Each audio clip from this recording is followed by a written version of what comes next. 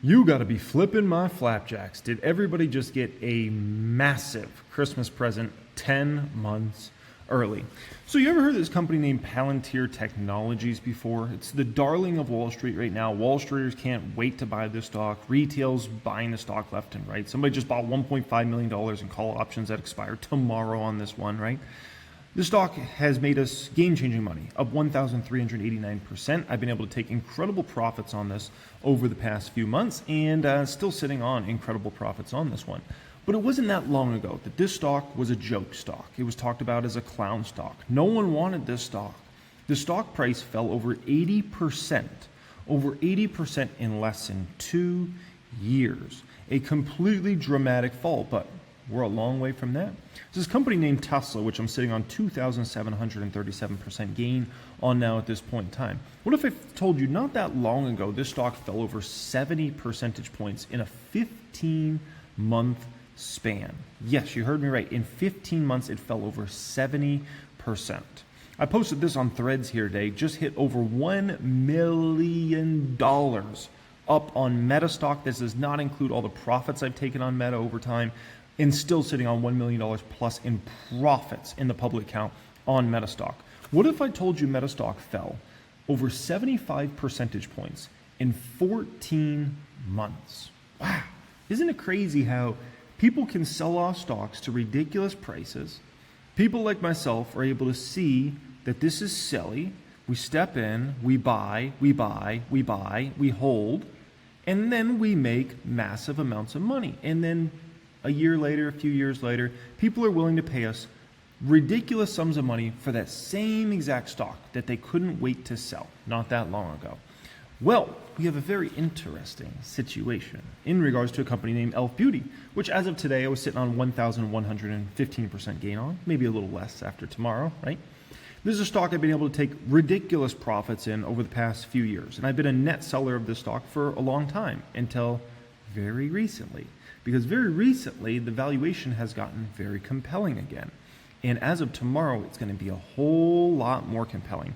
And now I have turned to a net buyer of the stock. So for the first time in a long time, I'm going from like selling the stock to being like, are you kidding me? You're putting it down here? I'm going to have to start buying the stock. And this is the first time I've probably done this on a stock in the public count since Tesla at the beginning of 2023, because the beginning of 2023, Tesla was around $100 a share. And so it was a very silly price at that particular time. And I said, okay, I'm willing to take that risk. In this video here today, I'm going to show you exactly why E.l.f. stock is a buy. And don't stop buying. It's a buy week in and week out here for a while. And I mean a while. This is one of those stocks you just want to build as big of a position in as quickly as you possibly can over this next bit of time while we get this gift, okay? Now, at the front of this video, before we get into E.l.f., I'll quickly cover the Amazon numbers and just show you guys the base numbers around Amazon, because I know there's a lot of Amazon shareholders that watch my channel and obviously want my opinion and perspective on where Amazon stock is headed now at this point in time, so I will cover that for the Amazon folks as well. One thing only I need from you guys, and it's for you to smash that thumbs up button on this video here today. If you want to make sure you subscribe to the channel, you can do so. Well over 800,000 subscribers here on the channel, so I appreciate each and every one of you for being here and for all the drama that earnings season always brings. It's always drama, man. We got stocks moving up huge, we got stocks moving down huge, and it's just a thing of beauty, okay? Amazon. So in terms of amazings on, I posted this inside the Prep Stock Group Discord chat here. I mean, numbers are just phenomenal. $187 billion of revenue. That's in a 3-month span, folks. $187 billion in revenue in 3 months they did. And that's versus the same quarter last year, they did about $170 billion. As far as operating income, it went to $21 billion. Once again, that's in 3 months. They had operating income at $21 billion. You gotta be flipping my flapjacks. That's versus $13.2 billion of operating income in the same quarter last year. If you look at net income, $20 billion versus $10 billion in the same quarter last year, and diluted EPS $1.86 versus $1 in this same quarter last year. Absolutely phenomenal. Now, what's the deal with Amazon? Why does the stock have trouble after hours, right? Well, they had a very weak guidance. I'll just call it what it is, right? You could say, well, maybe CapEx numbers. Everybody's spending a lot right now. Amazon's spending a lot, Meta's spending a lot, Google, Microsoft, everybody's spending a fortune on CapEx. That's not the problem. The problem was around guidance, right? And so the guide, as far as revenue goes, they put a number out there between 5 and 9%, right? Which, if that did come true, the 5% number at least, that'd be the weakest growth on record for Amazon. So there's three potentials here for Amazon, and we got to try to figure out which one is it. One is recession's coming, right? Entering a recession, because, you know, Amazon, if they only grew 5%, is not good. That usually is probably a telltale sign of recession, because you got to understand this company has three major growth segment businesses: their e-commerce side, advertising side, and AWS. All those are major growth businesses. So if they're only talking 5% revenue growth, that would almost smell recessionary coming, right? Which, you know, everybody's been kind of waiting on that recession for a long time. Maybe it's coming, you know, no one's expects it, right? Trump's in office, no recession's going to happen. I don't know. Like, that's always potential. Doesn't mean it's going to happen, but it's a potential, right? Then, number two, you can say, well, it's a law of large numbers catching up. Yeah, these numbers are getting freaking big in regards to Amazon. They just did $187 billion of revenue in 3 months. At some point in time, it just gets hard to keep pushing up these numbers the way they've been pushing up. I mean, $187 billion, even if you got 10% growth, that's $18 billion. Come on, man. That's crazy, right? Sandbag. Listen, we're at the beginning of the year. Why not come in and sandbag? It looks like a lot of the other big tech companies are kind of sandbagging here earlier in the year. So why don't you do it? Then you come in next quarter, report a much better number than expected, and boom, everybody loves you, everybody loves your stock, right? Instead of a situation where you only come in and meet numbers, or you miss your numbers, something like that. So those are all factors we have to consider in regards to Amazon. And, you know, the truth is we won't know the full truth until those numbers come out next quarter, right? Alrighty, in regards to Amazon stock, it's a must-own. It's been a must-own for the last 25 years, and it remains must-own to this day, right? E.l.f. Let's get to the main course of today's video. Why is E.l.f. a buy and don't stop buying? Which, by the way, very important I say this. This is the second stock I've already featured on buy and don't stop buying for 2025, right? If you remember last year, I posted this on my X page. I don't know if you guys follow me on X. That's always linked in my description, by the way. But I posted this on November 12th. You know, I said, you know, who watched all 5 of these videos. And so last year I made this video: buy Shopify and don't stop, buy Palantir and don't stop, buy Tesla and don't stop, buy Nike and don't stop, buy E.l.f. and Celsius and don't stop. The jury's still out on E.l.f., Celsius, and Nike, right? But Tesla went from, at that video, it was $180 to it's over 2x since that time. Palantir is over 5x since I put out that video. Palantir was $20 then.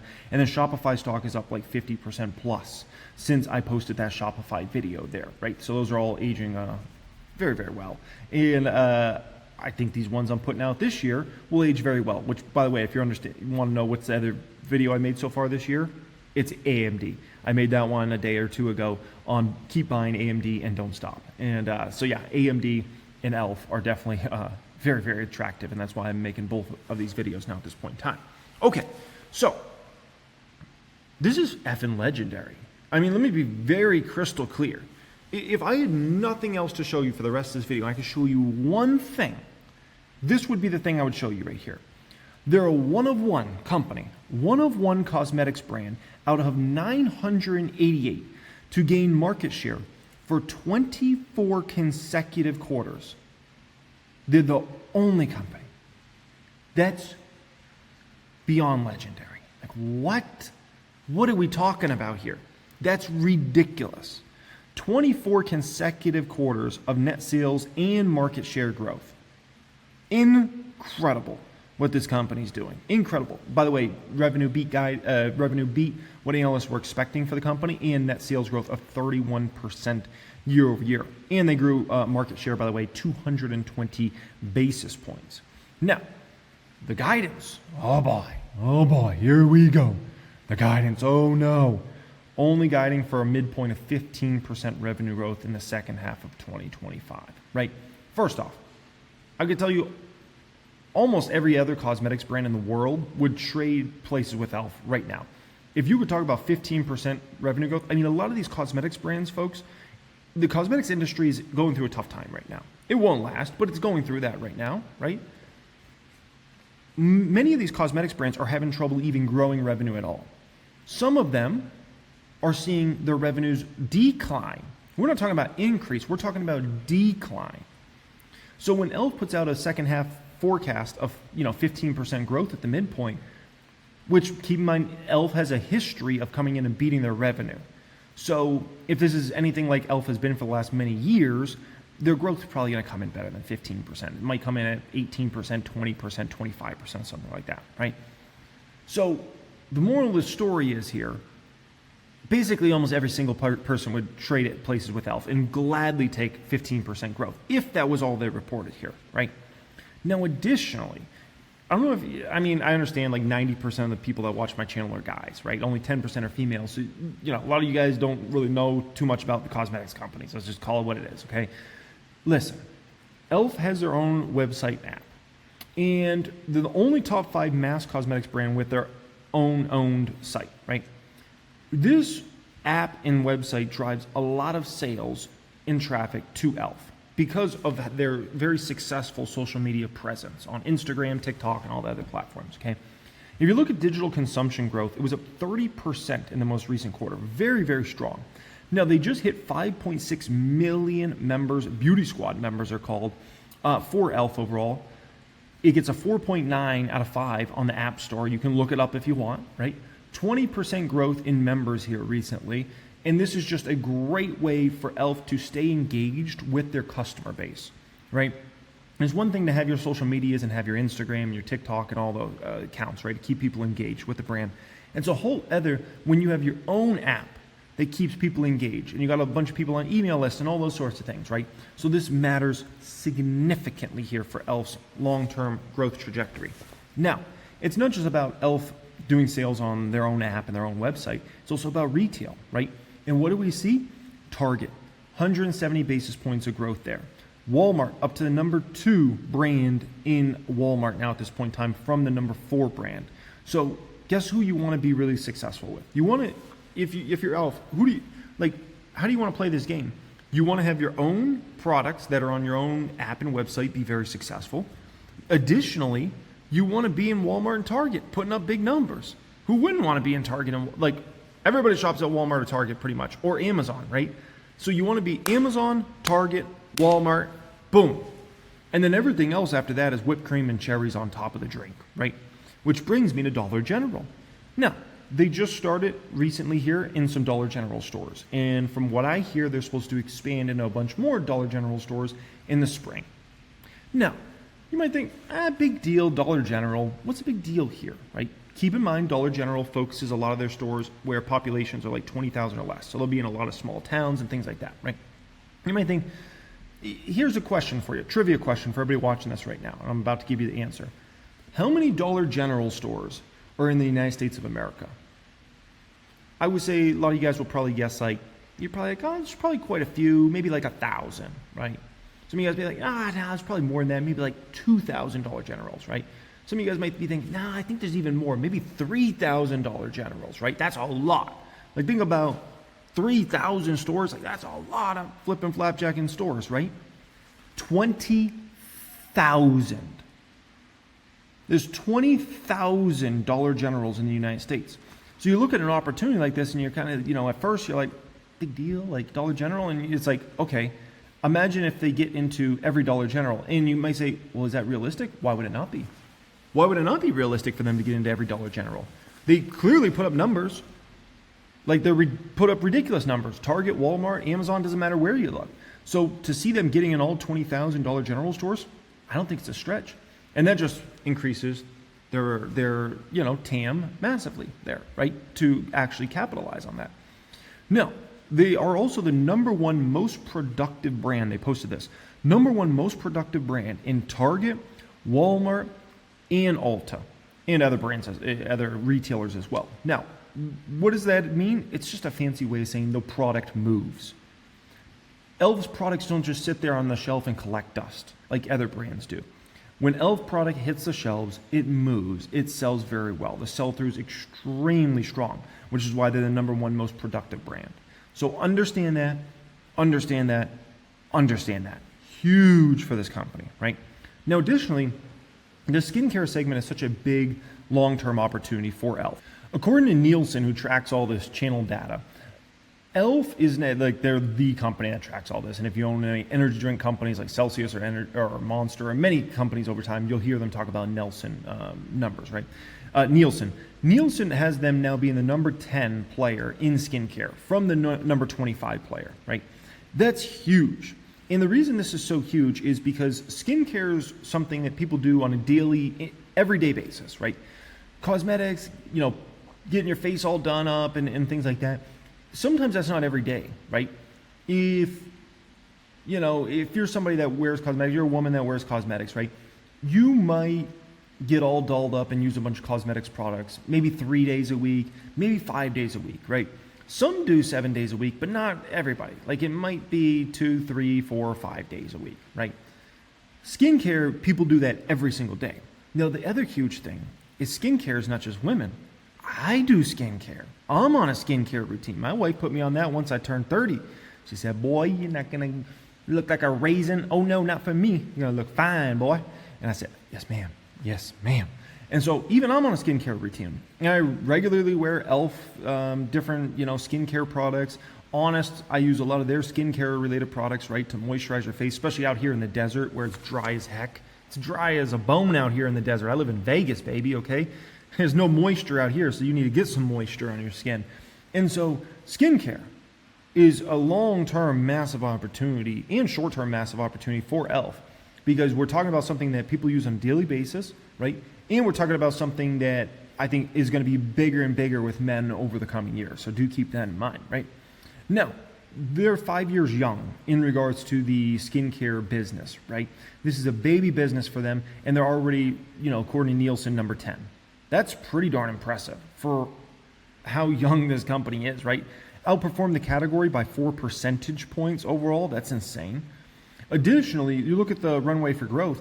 I mean, the leading brand has around 14% of the market share here. E.l.f.'s at 2%. If I had to look to the future, 5 years from now and 10 years from now, my guess is E.l.f., if they're not the leading brand, they're going to probably be top 3. That's my guess here. And would I be surprised if E.l.f. took over number 1 spot? I wouldn't be surprised at all. But I would say pretty high probability they get in that top 5 and even in that top 3 in this next 5 or 10 years, right? Now, keep in mind, when it comes to skincare for them, it's not just about the E.l.f. brand. It's also about this Naturium brand they bought out a year or two ago, right? Which has significant runway of growth and has been a very fast grower in skincare overall. 66%. Holy smokers, that ain't no jokers. International sales growth for this company. This company is growing like a weed outside of America right now, right? They got the American growth as well, but the international opportunities, you got to understand. E.l.f.'s business model, as of today, far majority of the revenues come from where? United States of America.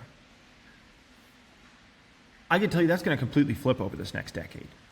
Over this next 10 years, the far majority of revenue will not come from the United States of America. It will come from international. You know why? Because there's a lot more people that live outside the United States than live inside the United States. And to buy E.l.f.'s products, you don't need to be rich. You don't need to be a millionaire. You could be anybody and buy their products. And so what you'll see, if we were to fast forward to 2035, you'll see a complete massive flip happen with this business where the far majority of their revenue, of their profits, come from international, not from the United States. So that is something to keep in mind here in a very substantial way. And they're so early days in this international opportunity. Like we're like second inning in the international growth cycle. Like we have a lot of this game left to play at this point in time in regards to international, right? Now, the beautiful thing with E.l.f. products, no pun intended, is the price points, right? They undercut the category so significantly when it comes to price. And they have gone up in price, over the past few years, but still, even to this day, the product is so affordable compared to most companies, which means E.l.f.'s going to be strong, regardless of the environment. I mean, look at all the inflation we've had over the past number of years. And look at E.l.f.'s numbers. They're still phenomenal, right? Have a recession, E.l.f. will still put up good numbers. That's the thing. This company, regardless of what you throw at it, you throw anything at this company, they handle it. Throw tariffs at it. They've been paying 25% tariffs for a long, long time since Trump, did the whole tariff situation back in 2018, which seems like 100 years ago now, right? They dealt with that, got through it to the other side, right? Trump does a bunch more tariffs. They'll get through it to the other side. We'll talk about that in just a moment. They actually have a game plan for that. But this company's good in any environment. And I appreciate that. And you're going to understand there's a lot to be said when you're putting your hard-earned money toward a company that it's like, what if things got rough? What if unemployment went up a bunch? What if this happened? What if that happened, right? How many companies can really be good in any environment? There's not that many. E.l.f.'s one of them. No, additionally, this is according to Civic Science. Number 1 most purchased Gen Z brand, number one millennials most purchased, number one Gen Alpha most purchased, right? Listen, this means E.l.f. is in the ultimate pole position for the next many decades. Everybody gets caught up in the short term in regards to E.l.f. and, oh my gosh, the guidance, it was a little bit below what we thought here. We're talking decades here. Do you know how valuable it is if you're the number one brand to Gen Alpha right now? If you're the number one brand to Gen Z? If you're the number one brand to millennials? Do you know how valuable that's going to be over the next 10, 20, 30, 40, 50 years? We're not talking over the next 10, 20, 30, 40, 50 days. We're talking over the next decades. Do you know how much money you're going to be able to make long term? Like, that's ridiculous. Ridiculous. To be the brand? Oh my gosh. Like, I hope people really understand like the long-term opportunity here, because it's just ridiculous, right? Now, additionally, if you look at net sales growth outlook for the fiscal year 2025, 27 to 28%, right? For the second half of their fiscal year, which are now going in their second half of the fiscal year, talking about 14 to 16% growth, right? They're coming off a ridiculous comp. They had a 77% number up in the second half of last year. I mean, dude, this is ridiculous. Like, they're comping against such a ridiculous number, right? But what's going on with E.l.f. is the same issue that is going to start happening with NVIDIA, and everybody's already starting to worry about with NVIDIA, right? What I always tell you guys in regards to NVIDIA, I said, NVIDIA's putting up such ridiculous growth rates that when the growth rates slip, people are going to freak out. Exactly what we've seen with E.l.f. now. The growth rates have slipped, right? 77% growth, 15% growth. They're talking about, which once again, they'll probably come in and beat that, but let's just take it for what they said. 15% growth, 77%. Everybody freaks out, sells the stock, panics, right? Same exact thing would happen with NVIDIA if NVIDIA came out and, all of a sudden it's going from 100% growth and 70% growth to all of a sudden, 20% growth, 15% growth. People are going to flip out. Oh my gosh, it's all crumbling. But the difference is with a company like E.l.f., right, is people still keep buying this product over and over and over again, right? People aren't going to mess with their CapEx budgets. And if people are in tougher times, ultimately, they're going to gravitate toward a brand like E.l.f., right? Now, the whole tariff situation, I think they did great by having a slide prepared for the whole tariff questions and whatnot. So what is their playbook if Trump is doing tariffs, right? Here we go. One, supplier concession, so get suppliers to give them better pricing, right? So the supplier takes part of the hit on that. Two, cost savings. The company can always find cost savings. That's just what you do as a company. There's always cost savings to be had out there. Three, price increases, right? The thing you gotta understand about E.l.f., like if they go up 50 cents or $1 on a product, it's not gonna make the person say, oh, I'm not buying E.l.f. anymore because they went up 75 cents on this product. No, that's not the way it works. But that does change E.l.f.'s margin profile immensely, right? No different than if Netflix goes up $1, people are going to pay that for that Netflix. Costco just went up on their memberships, right? Think everybody's going to revolt and cancel their Costco memberships? I don't think so, right? So same exact thing with E.l.f. They go up 50 cents or $1 on a product. It changes their margin profile very favorably, but people don't say, oh gosh, it went up $1. I'm not buying it now. That's not the way it works, because what's your alternative? A less quality product at a more expensive price point, right? Favorable FX rates, they talk about foreign exchange here. Supplier diversification, right? So, if a lot of your product comes from China, you can certainly get maybe products sourced in India, which I do believe, I always believe like the U.S. Do I want to go down that rabbit hole? I don't want to go down that rabbit hole right now. I don't want to get people on their feelings about what actually goes on. But supplier diversification, that's definitely a play. International growth, that helps out immensely as well in regards to tariffs, right? Because they're going to be shipping so much more product to Europe specifically, but even outside of Europe as well, right? So that's a whole playbook there. Now, when you look at their income statement, I call this, half good, half bad income statement.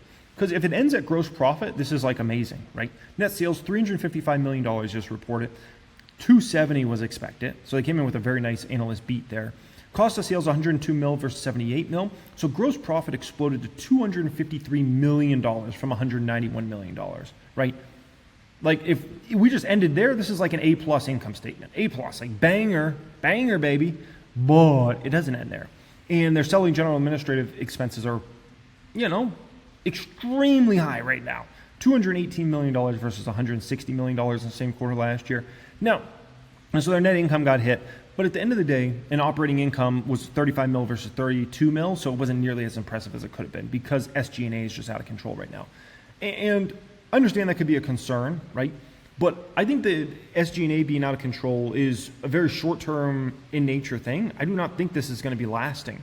I think they're going to be able to keep that SG&A, let's call it, with very modest increases in future years, while we'll see the revenue far outstrip the pace of growth in SG&A in future years. So if I think about their fiscal year 2026, 2027 in future years, I think, whatever revenue growth we're talking here, whether it's 10%, 20%, 30%, whatever the long-term growth rate is, I think that will be far, far ahead of the SG&A growth. So SG&A might be up 5% a year while their revenue's up 15%, for instance, right? This is just kind of a short-term phenomenon because they got all this massive international expansion going on right now, which is, it is what it is. Like, it's just a short-term thing. And I think if we look at their fiscal year 2026 and beyond, it's really going to be a story around net income and EPS, right? We're still going to be talking revenue. We're still going to be talking market share, but the net income and the earnings per share is what really comes into focus in those particular years. So that's something to keep in mind here, right? I posted this inside the Private Stock Group's Discord chat. I said, as of tomorrow, E.l.f. should be trading at a forward P in the 20s or lower. And that's for a company that's not even focused on earnings per share right now. Real focus is on revenue and market share. That's pretty wild. And it is. Like, very rarely can you get a company trading in the forward P in the 20s or below when they have massive revenue growth for this company, right? And they're stealing market share in a substantial way. Like, that doesn't usually happen. Usually when a company has major growth like that, you have to pay forward Ps in the 50s, 100s or above, right? This one, it's like a steal deal. It's a steal deal here, right? Now, the way I could also look at playing something like E.l.f., right, is play E.l.f. plus S.A. Lauder. So E.l.f. plus E.l., right? So you're playing the premier brand that's just executing on a high level, right? Even when they're not executing, they're still putting up insane numbers. And then you get kind of a turnaround play here with E.l., which owns a ton of the more high-end brands. So you kind of get low-end plus high-end. And I love this as kind of a pair investment right now, I would call it, where you buy both for the next many months and just load up on these and hold them for the next 5+ years, right? If not the next decade. Because here's the thing. Are cosmetics going anywhere? Or skincare going anywhere anytime soon? No. Estee Lauder owns many of the best brands in the higher end space, and E.l.f. owns the premier brands in the lower end space. And so as a pair investment, I just think this is a banger to just buy these two companies nonstop for this next, whatever amount of time we get these great deals. However long these two companies are under $100 a share, you buy nonstop. And you just load up on these two companies, right? Because I think this is just a perfection investment for the next 10+ years. The next 10+ years. They are just both set up in a really, really good position here. So I absolutely love it, right? And the way I think I want to explain this to everybody, right? Because I understand there's going to be a lot of people that are kind of newer to the market and kind of noobs and whatnot that have gotten in the market the last few months and around the excitement from the election and all that stuff, right? That are trying to get involved in this game, right? You understand how somebody like myself that's been doing this on a high level for a long, long time, how I think, right? I think in 5-year timelines. I'm not thinking in 5-day timelines or 5 weeks or 5 months. I'm thinking in 5 years, right? And if we look at the way Fidelity Investment calculates our 5-year returns for the public count versus S&P 500, it's not even in the same stratosphere, right? And additionally, come on, bonds, seriously, bonds have gotten a negative return per year for the last 5 years, right? When Fidelity calculates this at 26% per year return for the public account. It's ridiculous. I think longer term. I don't get caught up in all this short-term crap, right? I own a basket of some of the best companies in the world, and in that basket's E.l.f. And there's no debating who's better than them in the beauty and cosmetic space. Name one company. You won't be able to. You won't be able to. And so I think a little further along, I know some people freak out, they panic, all this stuff, right? I'm like, can't even get my heart beating. This can't even get my heart beating. E.l.f. goes down 20%, and I'm just like, thank you. That's a gift. That was a gift I wasn't expecting, but thank you very much for that. I'll gladly take that. So E.l.f. and E.l. right now, man, I just love these as just buying and buying and buying. And, whatever I can get, as many shares I can get my hands on for under $100 of both those stocks, gimme. I'll gladly take those shares off people's hands and talk to me in a few years And in a few years from now, people are going to be willing to pay ridiculous sums of money for those stocks that right now they wouldn't be willing to pay. Right now, I want no piece of that. Just wait. Just wait. A few years from now, people will be happy to pay me $200 a share, $300 a share, $400, $500 a share. They'll be talking about, remember the day when blah, blah, blah, stock was under $100. And, you know, the game goes and the game goes. And then, you know, a few years from now, I'll be buying some new stocks. And I'll be showing you, look at my gains on E.l.f. Look at my gains on Estee Lauder. And be on to the next batch, right? So that's the name of the game, folks. Appreciate you joining me as always. One day only sale for 1000xstocks.com access. I know a lot of you guys want access to that. We're going to do a one-day sale Valentine's Day. Pin comment down there. Click on that. Enter in your info, and we'll send over the deal when it drops. It's a one-day sale. It's 1 week from now, okay? Alrighty. Much love, and have a great day.